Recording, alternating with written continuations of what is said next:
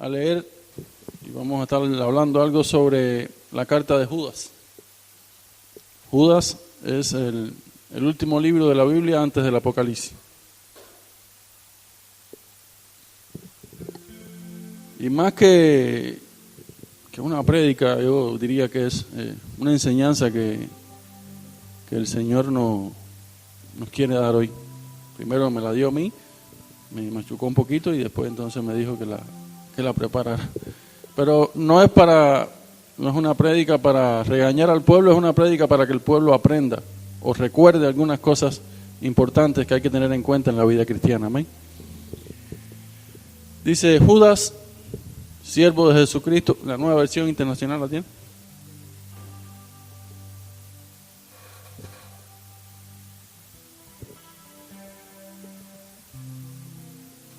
Ahí está. Dice Judas, siervo de Jesucristo y hermano de Santiago, a los llamados que son amados por Dios el Padre y guardados por Jesucristo. Reciban misericordia, paz y amor en abundancia. Queridos hermanos, he deseado intensamente escribirles acerca de la salvación que tenemos en común.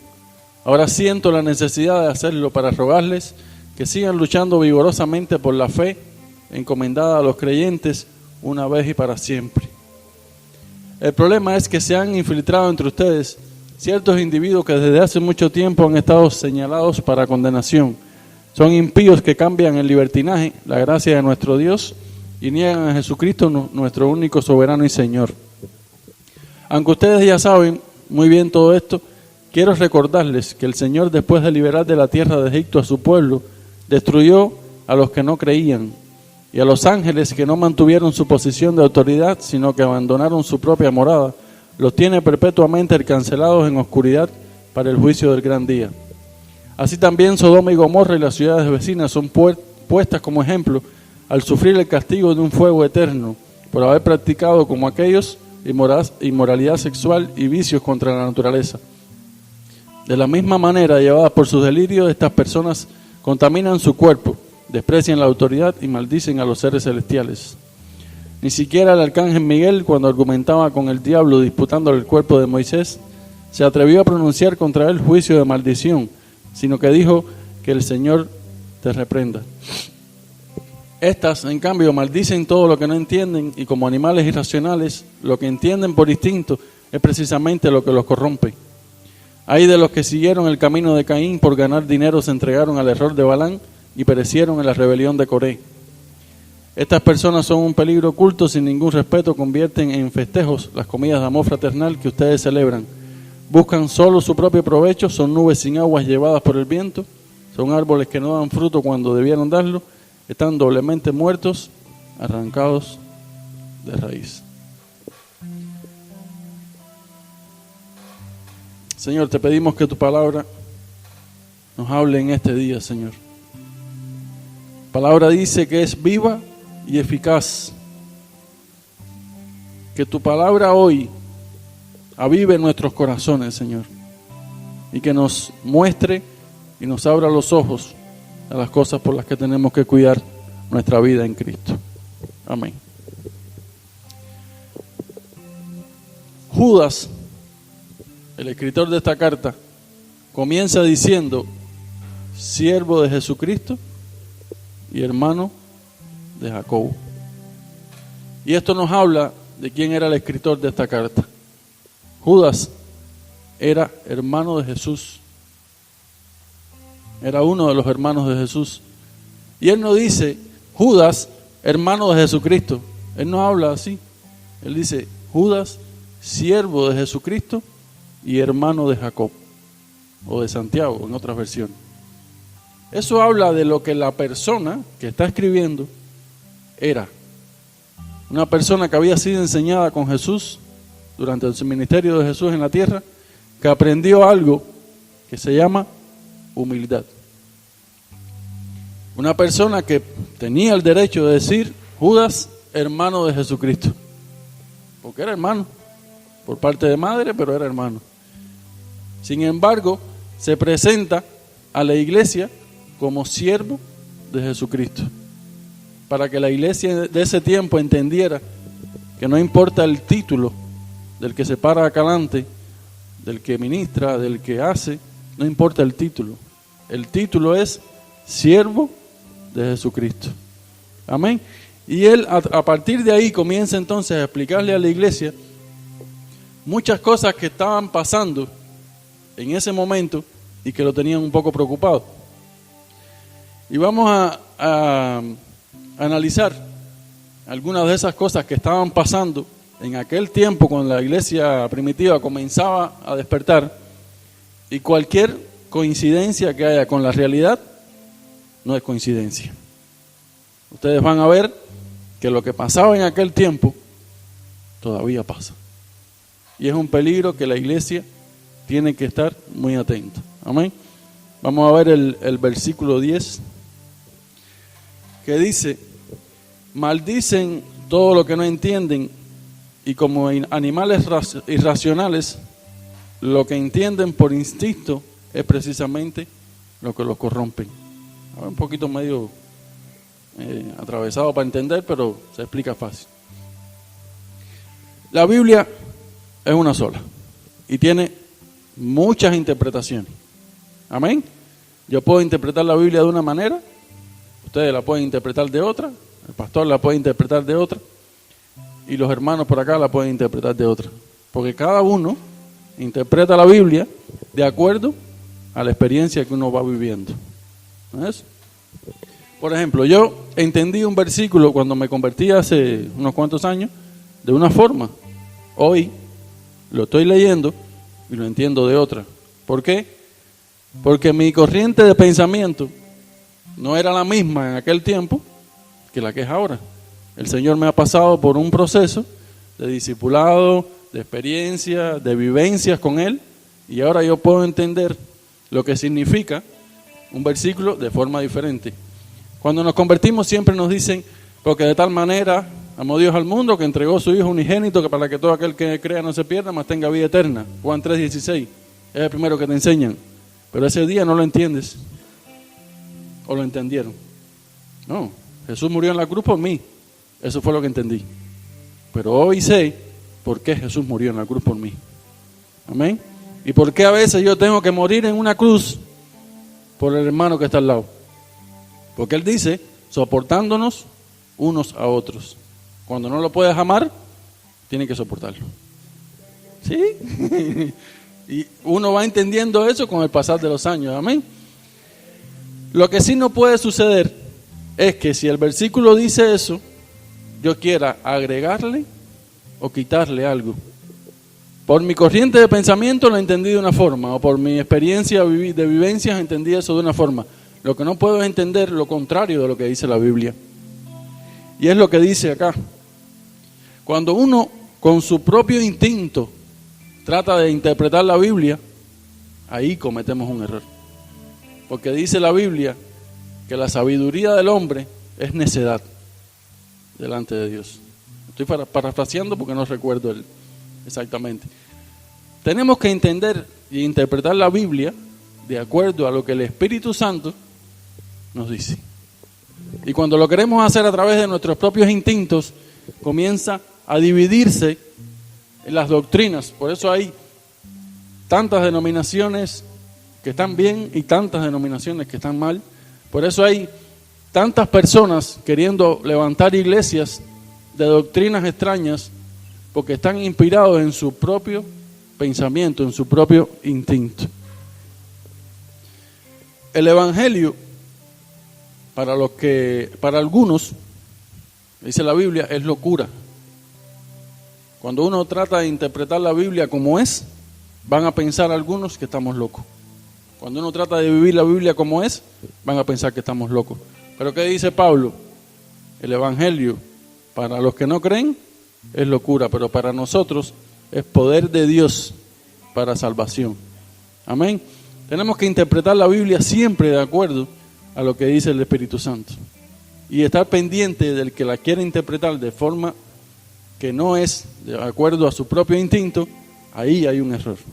Y tenemos que saber qué es lo que está pasando en la actualidad con estas doctrinas.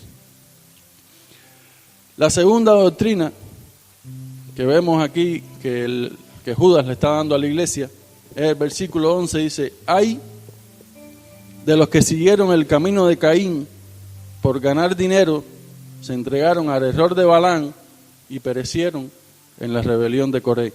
Tenemos 3 distintas formas de tergiversar el mensaje de la Biblia en un solo verso. El camino de Caín. ¿Cuántos saben la historia de Caín? Caín agarró de lo que encontró en el piso, de lo que cualquier cosa, y dijo: bueno, esto es lo que le llevo a Dios. El camino de Caín es el camino de la falta de respeto hacia las cosas santas. Es como decíamos mi esposa y yo una vez: cuando lo santo se vuelve común. Cuando comenzamos a darle a Dios de lo que nos sobra y no lo primero. Dice que Abel escogió lo mejor de su ganado, pero Caín no.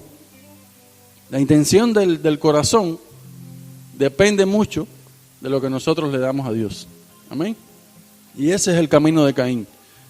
Cuando venimos a la iglesia, cuando hacemos algo para Dios, si no lo hacemos de corazón, no vale. Dios va a llegar, cuando lleguemos ahí arriba: no, pero en tu nombre echamos fuera demonios, en tu nombre hicimos milagros. Apartados de mí, hacedores de maldad. Porque no lo hiciste de corazón. Ese es el camino de Caín. La otra, el error de Balaam. Y este es un error muy común en la actualidad.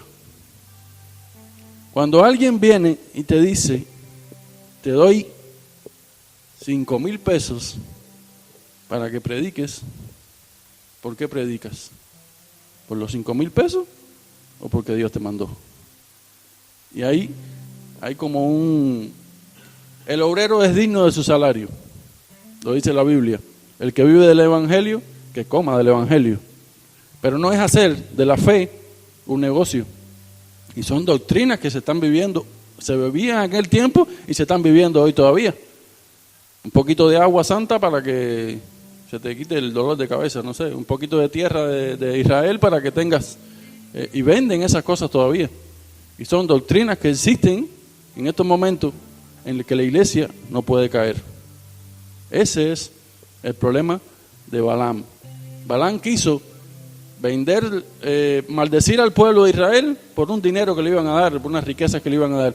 Y el Señor tuvo que hacer hablar una burra para decirle: ¿hasta cuándo? Y, bueno, que Dios no tenga que hacer hablar ningún burro, porque bueno, a veces sí, a veces nos hace hablar, ¿no?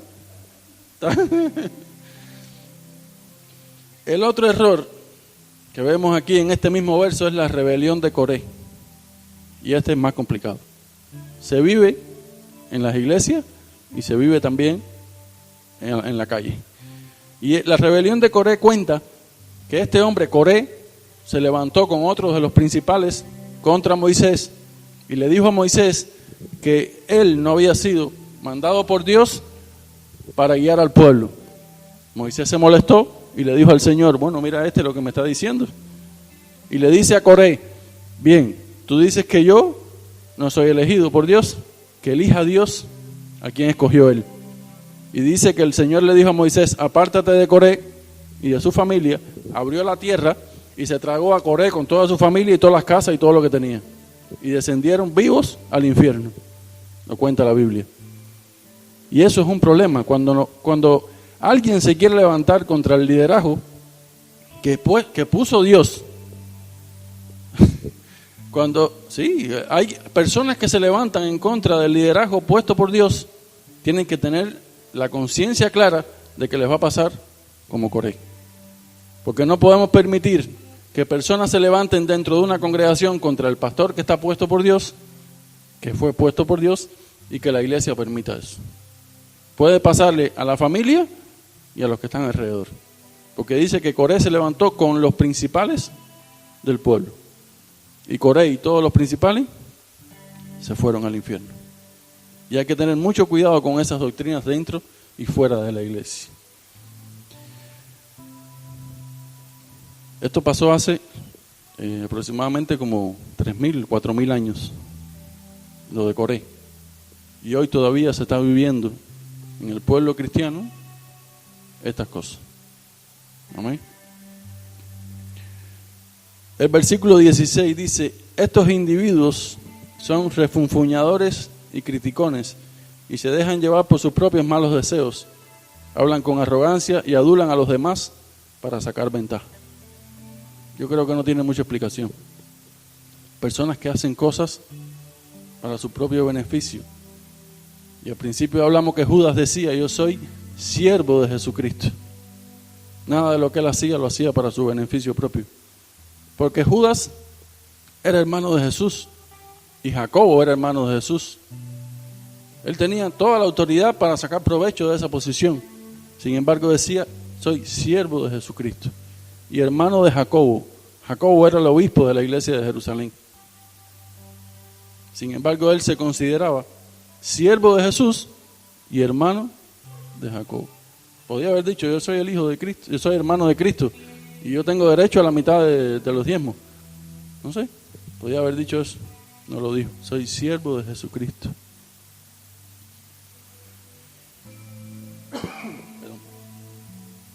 Y aquí vamos a complicarla un poco ahora. Yo le voy a preguntar a la iglesia, no tenga pena de decirlo. Estamos en un culto, esto es para el Señor. ¿A quién creen ustedes que de los que estaba hablando Judas? ¿De quién era? De los que estaba hablando Judas.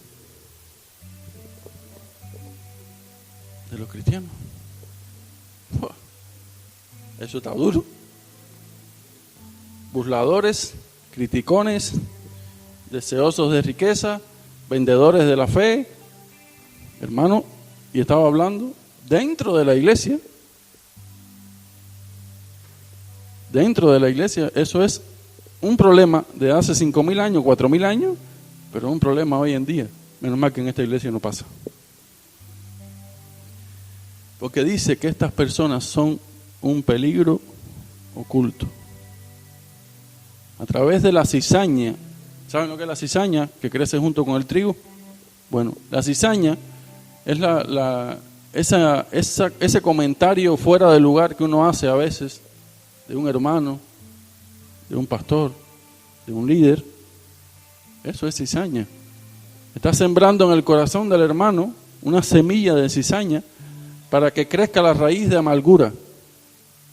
Cuando le dijeron al señor del campo: ¿qué hacemos? ¿La arrancamos para que el trigo crezca solo? Le dijo: no, deja que la cizaña crezca junto con el trigo, porque si la arrancamos ahora puede echar a perder el trigo. Y así el trigo, creciendo junto con la cizaña, ¿qué hace? Se vuelve más fuerte. El trigo no se puede convertir en cizaña, porque si se convierte en cizaña tenemos un problema biológico y anatómico. El trigo tiene que hacerse más fuerte por esa cizaña. La cizaña va a estar, siempre va a estar. Hasta que Jesucristo venga o hasta que nos lleve, siempre va a estar. Lo que tenemos es que aprender a fortalecernos dentro del campo de trigo con el trigo a causa de la cizaña. Y me explico. Si viene un hermano a decirle: no, ¿viste? Fulanito se está quedando calvo y predica que parece un mamarracho. Sí, eso va a pasar. Y el otro va y: no, ¿viste? Que se casó con fulana y se fue con mengano. Y se crean unos chismes y unas atmósferas dentro de la iglesia que no son saludables. Si usted se deja sembrar esa semilla y le hace caso, da oídos a eso, usted se va a convertir en poco tiempo, o nos vamos a convertir en poco tiempo, en cizaña en vez de trigo. Y vamos a cambiar la naturaleza de lo que somos. Jesucristo nos tiene como trigo, no como cizaña. No podemos dejar que esas semillas de amargura se siembren en nuestros corazones. Y tenemos que cortar esos comentarios, esas habladurías dentro de nosotros mismos. No puede ser. No puede ser, porque somos trigo, no cizaña. Al final, cuando el sembrador comience a cortar el trigo, cuando Jesucristo venga y comience la cosecha, ¿qué va a pasar? El trigo se va con Cristo y la cizaña al infierno para ser quemada en el horno de fuego. Amén. Yo dije: vino Jesús.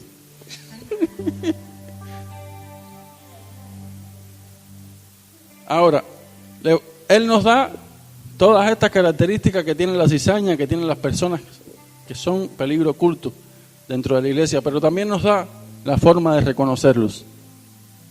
Y en el verso 19,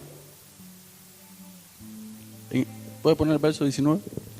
El verso 19 dice: estos son los que causan divisiones y se dejan llevar por sus propios instintos. ¿Recuerdan que hablábamos de los propios instintos a la hora de interpretar la Biblia?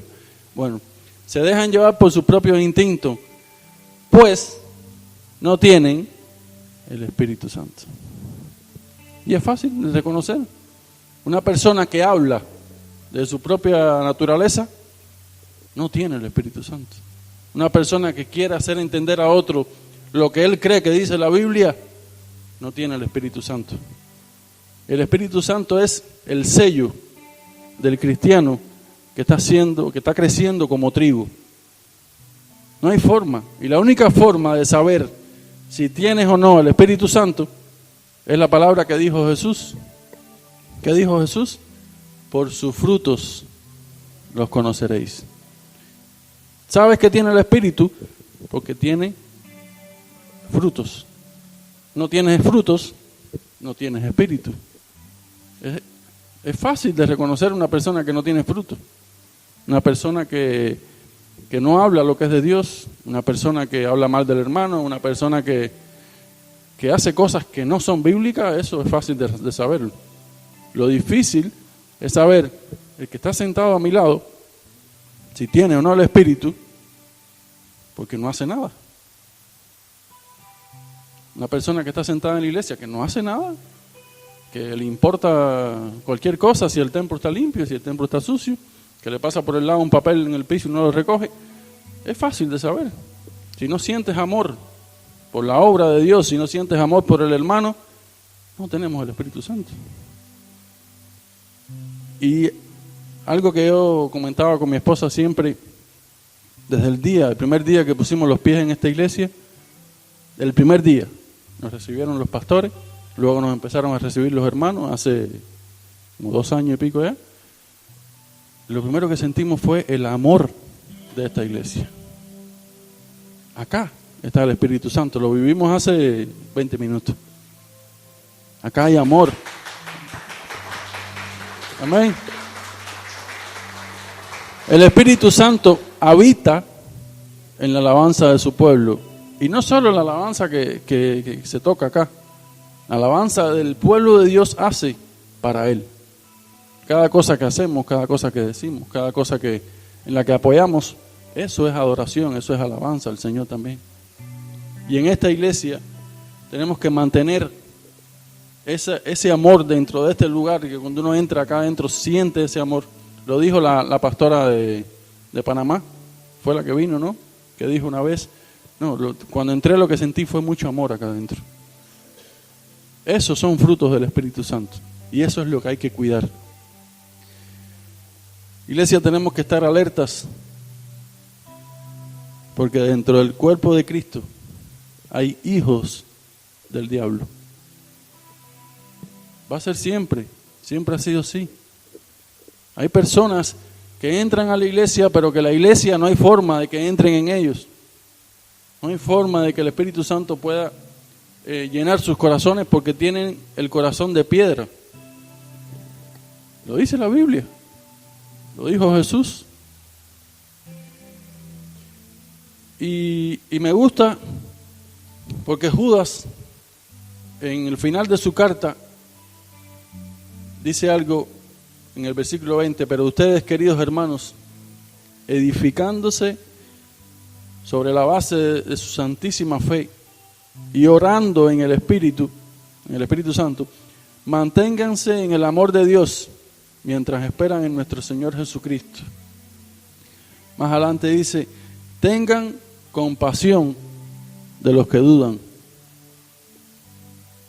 El que no haya dudado alguna vez en esta vida cristiana, se fue con Cristo. Porque incluso con todo el poder del Espíritu Santo van a venir situaciones que nos van a hacer dudar. ¿Será de Dios o no será de Dios? ¿Estaré haciendo lo correcto o no estaré haciendo lo correcto? Y estás en el camino. ¿Qué hay que hacer cuando uno tiene duda?